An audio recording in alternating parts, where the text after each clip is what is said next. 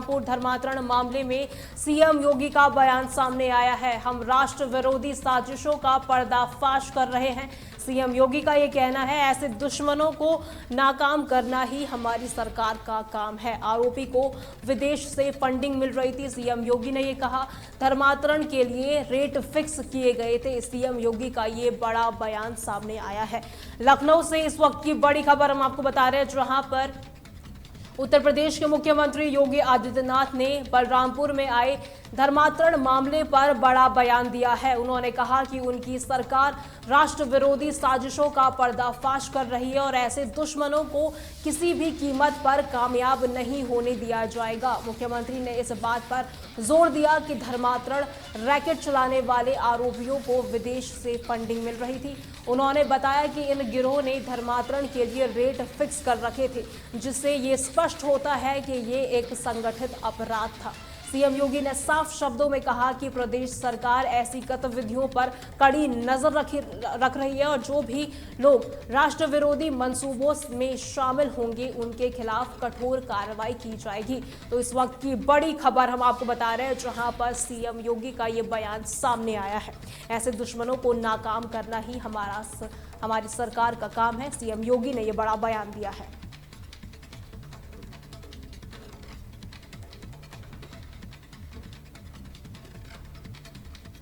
चलिए खबरों की ओर रुख करते हैं। खबर आजमगढ़ से है, जिसे नदियों का जाल कहा जाता है, जिसमें 15 से अधिक छोटी बड़ी नदियां बहती हैं। इनमें तमसा नदी सबसे खास है, जो जिलों को तीनों ओर से घेरे हुए है। दशकों से गंदी और कूड़े के ढेर से नाला बन चुकी तमसा अब पुरानी पहचान वापस पा रही है। पिछले 2 महीनों से आजमगढ़ जिला प्रशासन द्वारा चलाए जा रहे सफाई अभियान के बाद तमसा की चमक लौट आई है। बीते 9 जुलाई को सीएम योगी आदित्यनाथ अपनी जनसभा के दौरान तमसा नदी की बदलती तस्वीर पर प्रशासन की जमकर तारीफ करते हुए नजर आए। उन्होंने कहा कि प्रशासन का धन्यवाद भी उन्होंने इस दौरान अदा किया। हमने 22 करोड़ वृक्षारोपण के लक्ष्य को प्राप्त कर लिया। अभी 6 घंटे बाकी है। युद्ध स्तर पर एक कार्यक्रम चल रहा है और आजमगढ़ जिला प्रशासन को मैं इस बात के लिए धन्यवाद दूंगा। तमसा नदी के पुनरुद्धार की पीड़ा को उन्होंने उठाया। यहाँ के जनप्रतिनिधियों के सहयोग से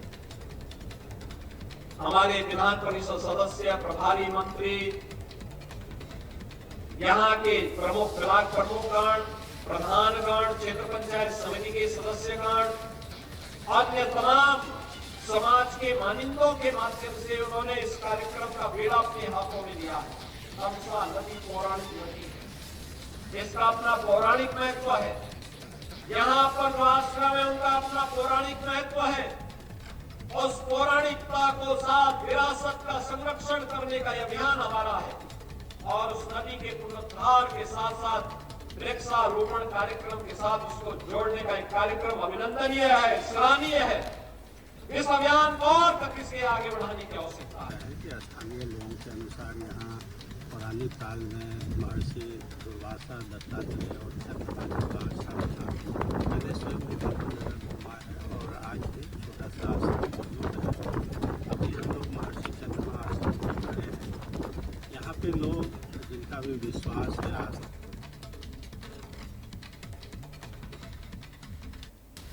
योगी राज में सबका साथ सबका विकास का नारा खोखला साबित हो रहा है। बांदा में सरकारी अस्पताल का अल्ट्रासाउंड कक्ष हफ्तों से बंद पड़ा है, जिससे गरीब मरीज मोटी रकम देकर निजी डायग्नोस्टिक सेंटरों पर अल्ट्रासाउंड कराने को मजबूर है। चौंकाने वाली बात तब सामने आई जब जिलाधिकारी अपनी बीमार बेटी को लेकर अस्पताल पहुंची। रातों रात न सिर्फ बंद पड़ा अल्ट्रासाउंड कक्ष खुला, बल्कि रेडियोग्राफर न होने का रोना रोने वाले अस्पताल में डीएम साहिबा की बेटी का अल्ट्रासाउंड भी करा दिया गया। इसके तुरंत बाद कक्ष पर दोबारा ताला लटका दिया गया। आम मरीजों को फिर से निजी सेंटरों की राह दिखाई दी गई। ये घटना साफ बताती है कि यूपी में नौकरशाह किस तरह आम जनता पर हावी है और सरकार की मंशा की खुलेआम धज्जियां उड़ाई जा रही है। अभी टाइम क्या हो रहा होगा? टाइम 1 बज रहा। ये अल्ट्रासाउंड कक्ष है, क्या हालत है इसके? बंद है, ताला लगा है। कोई है ही नहीं कब से बैठे हैं आप यहाँ? यहाँ करीब मैं 10:30 बजे से कब से तब से बंद ही है। बीच में भी खोला गया था? खोला गया, डीएम साहब आए थे तभी खोला गया। अल्ट्रासाउंड हुए? नहीं। डीएम साहब की मौजूदगी में ये हुए? तो आप अंदर नहीं गया हूँ, भीड़ के बारे में हमें थोड़ा अंदर जाने थे। बाहर गार्ड वगैरह खड़े रहे? बाहर सब गार्ड वार्ड खड़े थे। अंदर नहीं जाने दे रहे थे क्या? ना किसी को नहीं। फिर मैडम अंदर थी, जो भी किया वो अंदर घूम घाम के चली गई। जब चली गई तो फिर ताला लगा? फिर ताला लग गया। थोड़ी देर के लिए खुला था, ताला खाई नहीं लगा था, अब खुला छोड़ के फिर चली गई। फिर ताला लगा दिया? डीएम के जाते ही ताला लग गया? हाँ गया ताला। अभी मरीज भी लौट रहे हैं? लौटे रहा मरीज रह गए, सब देख के ताला देख के लोग वापस चला जा रहा है। क्या कराने आई थी आज? बंद है? अल्ट्रासाउंड बंद है खुला है? क्या ताला लगा हुआ है? डीएम मैडम की बेटी को कुछ पेट में दर्द की शिकायत थी, उसके लिए वो आई थी। तो हमारे आगे पेडियाट्रिशियन डॉक्टर आर के गुप्ता साहब ने उनको देखा था, उन्होंने सलाह दी, तो उसी के लिए आई थी। क्या उनका अल्ट्रासाउंड कराया गया था या उन्होंने अल्ट्रासाउंड कराया अपनी बच्ची का? जी, अल्ट्रासाउंड कराया गया था? बेटी का अल्ट्रासाउंड कराया। जिला अस्पताल का अल्ट्रासाउंड सेंटर हफ्तों से बंद पड़ा हुआ है आम मरीजों के लिए। मरीज यहाँ से लौट रहे हैं। कई मरीजों ने जिलाधिकारी से शिकायत भी की है कि बाहर उन्हें अल्ट्रासाउंड कराना पड़ रहा है, जिसके लिए उन्हें मोटी रकम चुकानी पड़ती है। हफ्तों से डॉक्टरों का कमीशन भी होता है उस अल्ट्रासाउंड पर, और यहाँ जिलाधिकारी की बेटी के पेट में दर्द होता है तो पूरा जिला अस्पताल उनकी सेवा में लग जाते हैं। इस पर क्या कहना चाहेंगे? देखिए, बाहर कमीशन है क्या है कि उसके बारे में तो मैं नहीं कुछ कर सकता कि क्या होता है बाहर का अंदर का, लेकिन जो व्यवस्था हमारी जिला अस्पताल की है, रेडियोलॉजिस्ट उपलब्ध न होने की वजह से अल्ट्रासाउंड का कार्य बाधित है। ये तो आज कैसे हो गए? तो आज चूँकि डीएम मैडम की बेटी का मामला था, तो हमारे जनपद की जिलाधिकारी हैं, उनकी बेटी का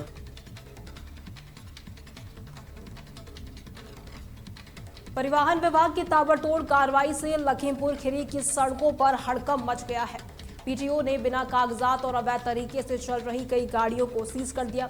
इस कार्रवाई के बाद अब सड़कों पर बिना परमिट और कागजात की गाड़ियां चलाना मुश्किल हो जाएगा। इस समय खड़े हैं खीरी थाना के सामने। अगर बात की जाए, यहाँ पे आरटीओ द्वारा लगातार गाड़ियां सीज करती हुई दिखाई दे रही हैं। इस समय खीरी थाने के सामने 4 गाड़ियों को सीज कर दिया गया है, जिसमें एक टेम्पू है। कुल मिला के 5 गाड़ियां हैं, जिसके रजिस्ट्रेशन और बीमा की कमी बताई गई है। जब अधिकारियों से बात की गई तो उन लोगों ने बताया है कि जो गाड़ियां चल रही है अवैध तरीके से चल रही थी, इनका बीमा फिटनेस इस तरीके से कम थी।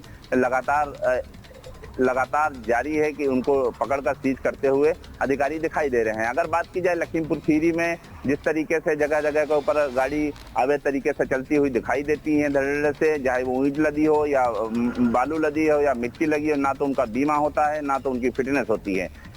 अब लगातार परिवहन विभाग का हंटर चलता हुआ दिखाई दे रहा है। लखीमपुर खीरी के लिए तहलका न्यूज चैनल से अशरफ अंसारी। यहाँ खीरी थाने के जस्ट सामने 5 गाड़ियों के विरुद्ध कार्रवाई हुई है, जिसमें 4 सीज हुई हैं और 1 गाड़ी चला हुई है। जो 4 गाड़ियाँ सीज हुई हैं, इसमें 2 ट्रैक्टर हैं। इन ट्रैक्टरों के पास ना टैक्स है, ना फिटनेस है, ना बीमा है।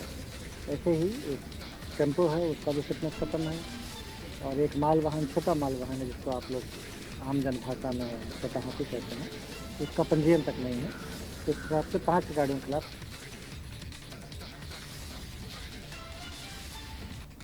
कांवड़ यात्रा को सुरक्षित और सुचारू बनाने के लिए अमरोहा जिला प्रशासन ने कमर कस ली है। जिलाधिकारी निधि गुप्ता वत्स के सख्त निर्देशों पर नगर पालिका के अधिशासी अधिकारी डॉक्टर ब्रजेश कुमार के साथ पुलिस बल मिलकर बिजनौर मार्ग पर एक बड़ा अतिक्रमण हटाओ अभियान चलाया। इस दौरान सड़क किनारे लगे अस्थायी ठेले, दुकान और अन्य अतिक्रमण हटा दिए गए। प्रशासन की इस कार्रवाई का मुख्य उद्देश्य कांवड़ यात्रा के दौरान श्रद्धालुओं को किसी भी तरह की असुविधा से बचाना है। बिजनौर मार्ग कांवड़ियों का एक प्रमुख रास्ता है और यहां अतिक्रमण से आवाजाही में बाधा आ सकती है। डीएम निधि गुप्ता वत्स ने पहले ही चेतावनी दी थी कि अगर कांवड़ मार्ग पर किसी भी तरह का अतिक्रमण बर्दाश्त नहीं किया जाएगा। आप जानते हैं कि आज से जो है सावन मास स्टार्ट हो रहा है। जो हरिद्वार से हमारे श्रद्धालु कांवड़ लेके आते हैं, उनके लिए जो मार्ग जो है वो यही अमरोहा होते हुए संभल चौराहा होते हुए अपने गंतव्य स्थलों को जाते हैं। तो उसी को दृष्टिगत रखते हुए, चूँकि ये रोड बहुत कंजेस्टेड है और बहुत सारे ऐसे अस्थायी अतिक्रमण था जिनके कारण हमारे जो श्रद्धालु हैं उनको दिक्कत हो रही थी, तो उसी को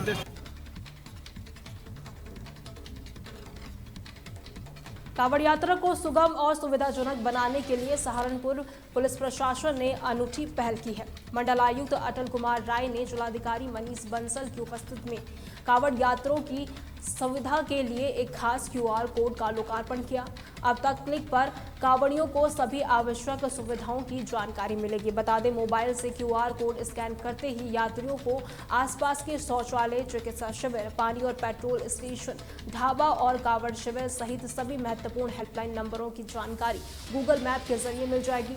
मंडलायुक्त ने इस पहल के लिए जिलाधिकारी और उनकी टीम की सराहना की है। ये QR कोड जनपद के मुख्य कांवड़ मार्ग, सभी शिविरों और प्रमुख स्थानों पर उपलब्ध होगा। ये QR कोड जो है एक लॉन्च किया गया है जो कांवड़ियों की सुविधा के लिए। जो ही कोड स्कैन करेंगे कांवड़िए, उनको बहुत सारी सुविधाएं जो उपलब्ध कराई जा रही हैं कांवड़ मार्ग पर, वो सारी चीज़ें उनको उनके टेलीफोन पे, उनके मोबाइल पे दिखने लगेगा। जैसा कि मैंने आप लोगों को दिखाया, तो ये एक अभिनव प्रयोग है और हमारे DM साहब सहारनपुर ने, उनकी टीम ने इसको तैयार किया है और ये कांवड़ियों के लिए बहुत ही लाभकारी होगा, बहुत ही उपयोगी सिद्ध होगा। और बहुत सारी जो जितने भी हमारे साइनेजेज इस मार्ग में हैं और उसके अलावा जितने भी कांवड़ शिविर हैं, हर जगह इसका प्रदर्शन किया जाएगा ताकि कांवड़िए जहाँ पर भी वो रहेंगे उनको ये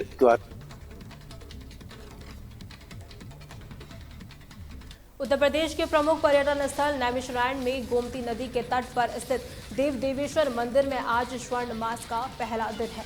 इस पावन अवसर पर दूर दूर से श्रद्धालु दर्शन और पूजन के लिए पहुंच रहे हैं।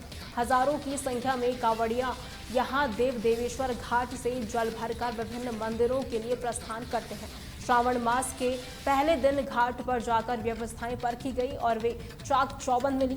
बिजली, पेयजल, शौचालय, सुरक्षा के कड़े इंतजाम किए गए। मिश्री के SDM शैलेंद्र मिश्रा ने आज सुबह घाट और मंदिरों की साफ सफाई व्यवस्थाओं का निरीक्षण भी किया।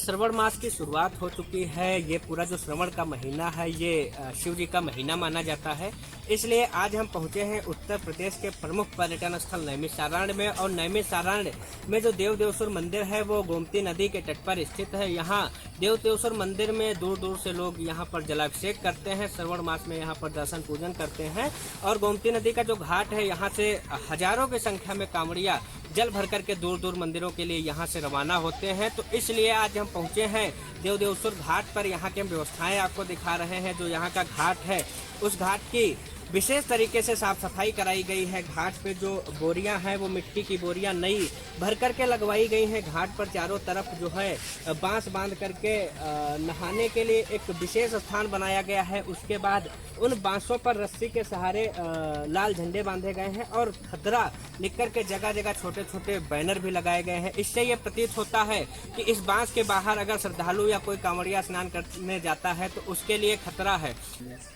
पिछली बार भी आप आए थे? पहली बार तो यहाँ पे आप घाट पर आए हैं, तो यहाँ की जो व्यवस्थाएं हैं वो कैसी हैं? बहुत बढ़िया। आप प्रशासन के लिए क्या कहेंगे? बहुत बढ़िया व्यवस्था करा रखी है, कोई दिक्कत नहीं है। साफ सफाई कैसी लगी? पहले से बहुत अच्छा है, आज बहुत अच्छा लग रहा है। साफ सफाई बहुत अच्छी है, पेड़ पौधे बहुत हरे भरे, बहुत अच्छा लग रहा है। अच्छा, घाट के अंदर ये जो बांस बांध करके जाली लगाई गई, हरे लाल झंडे लगाए गए हैं, इससे जो है एक सुरक्षा मिलेगी, बहुत सुरक्षा मिलेगी। जो भी आएंगे श्रद्धालु तो मतलब उधर जो है नहाने का बहुत मौका मिलेगा, उधर जाने से।